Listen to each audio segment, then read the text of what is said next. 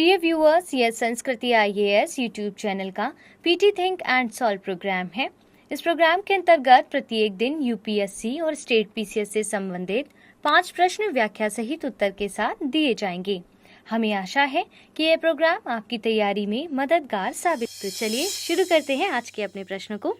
Silver line project के संदर्भ में निम्नलिखित कथनों पर विचार कीजिए और बताइए कि कौन से कथन सही हैं। यह केरल की सेमी हाई स्पीड रेलवे परियोजना है। इसके तहत तिरुवनंतपुरम को कासरगोड से जोड़ा जाना है। केवल एक, केवल दो, एक और दो दोनों, ना तो एक ना ही दो। करेक्ट आंसर क्या होगा, जल्दी से बताइए।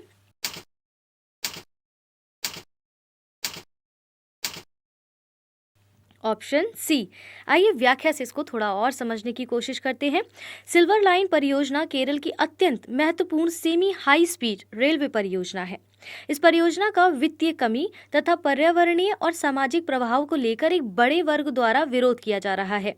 इसके बावजूद केरल सरकार इस परियोजना को लागू करना चाहती है और इस परियोजना का उद्देश्य राज्य के उत्तरी और दक्षिणी छोर के बीच यात्रा के समय को कम करना है।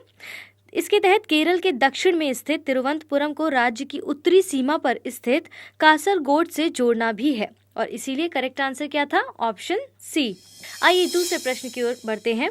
बम चक्रवात का संबंध किस देश से है? जापान, चीन, अमेरिका या बांग्लादेश?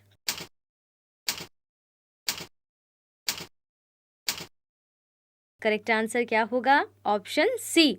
हाल ही में अमेरिका के पूर्वी हिस्से में बर्फीले तूफान के कारण लोगों का जनजीवन प्रभावित हुआ है। कई राज्यों में आपातकाल की घोषणा कर दी गई है।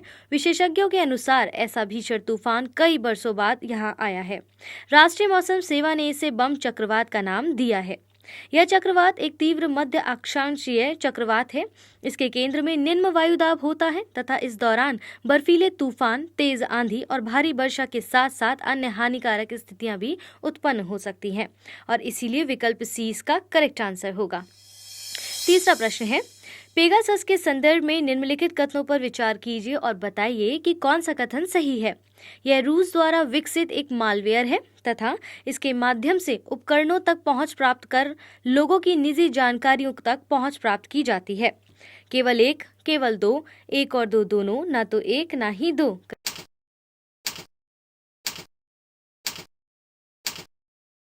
करेक्ट आंसर क्या होगा, ऑप्शन बी। आइए व्याख्या को देख लेते हैं। हाल ही में कांग्रेस ने लोकसभा में इलेक्ट्रॉनिक्स एवं सूचना प्रौद्योगिकी मंत्री पर पेगासस स्पाईवेयर मुद्दे के संबंध में सदन को गुमराह करने का आरोप लगाते हुए विशेषाधिकार प्रस्ताव लाने के लिए एक नोटिस जारी किया है। पेगासस एक प्रकार का मालवेयर या सॉफ्टवेयर है जिसे स्पाईवेयर के रूप में भी वर्गीकृत किया गया है। इसे इजरायल फर्म एनएसओ ग्रुप द्वारा विकसित किया गया है। इस सॉफ्टवेयर को उपकरणों तक पहुंच प्राप्त करने के लिए डिजाइन किया गया है और इसके माध्यम से लोगों के उपकरणों में सेंध लगाकर उनकी व्यक्तिगत जानकारी को बिना उनके बताए एकत्र किया जाता है। इसके माध्यम से प्राप्त जानकारियों को उन लोगों को भेज दिया जाता है जो जासूसी करने के लिए सॉफ्टवेयर का उपयोग करते हैं। चौथे प्रश्न की ओर बढ़ते हैं। वरिष्ठ नागरिकों के लिए नीति मसौदा के संदर्भ में निम्नलिखित कथनों पर विचार कीजिए। इसे तमिलनाडु सरकार द्वारा तैयार किया गया है और यह मसौदा संविधान के अनुच्छेद 41 पर आधारित होता है तथा इसका उद्देश्य राज्य के लोगों में उपेक्षित वरिष्ठ नागरिकों की उचित देखभाल करना है। उपरोक्त कथनों में से कौन से कथन सही है? केवल एक और तीन, केवल दो, केवल एक और दो, एक, दो और तीन।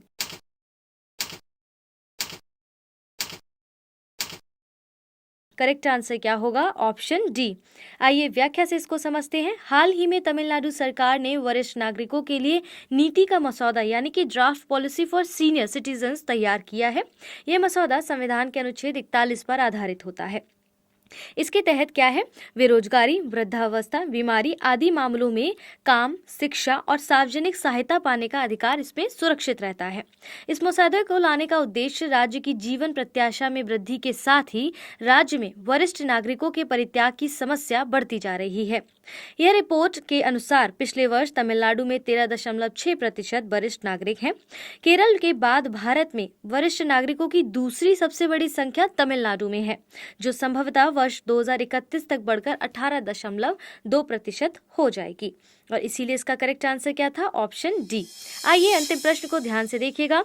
सेहत पहल के संदर्भ में निम्नलिखित कथनों पर विचार कीजिए।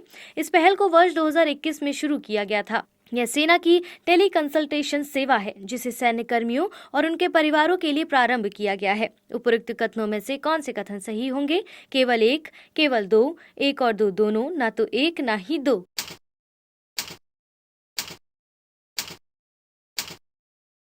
करेक्ट आंसर क्या होगा? Option C. रक्षा मंत्रालय ने सेहत पहल के अंतर्गत ऑनलाइन चिकित्सा परामर्श मंच के माध्यम से सेवानिवृत्त सैनिकों और सैन्य कर्मियों को सेवाएं प्रदान करने के लिए दवाओं की होम डिलीवरी सेवा शुरू की है। डिजिटल इंडिया और ई गवर्नेंस के लिए सरकार की प्रतिबद्धता के तहत इसे 27 मई 2021 को शुरू किया गया था। सेहत पहल सेना के तीनों अंगों की एक टेली कंसल्टेशन सेवा है जिसे सभी सैन्य कर्मियों और उनके परिवारों के लिए इसको बनाया गया था और इसीलिए दोनों ही कथन ठीक थे और करेक्ट आंसर क्या था? ऑप्शन सी।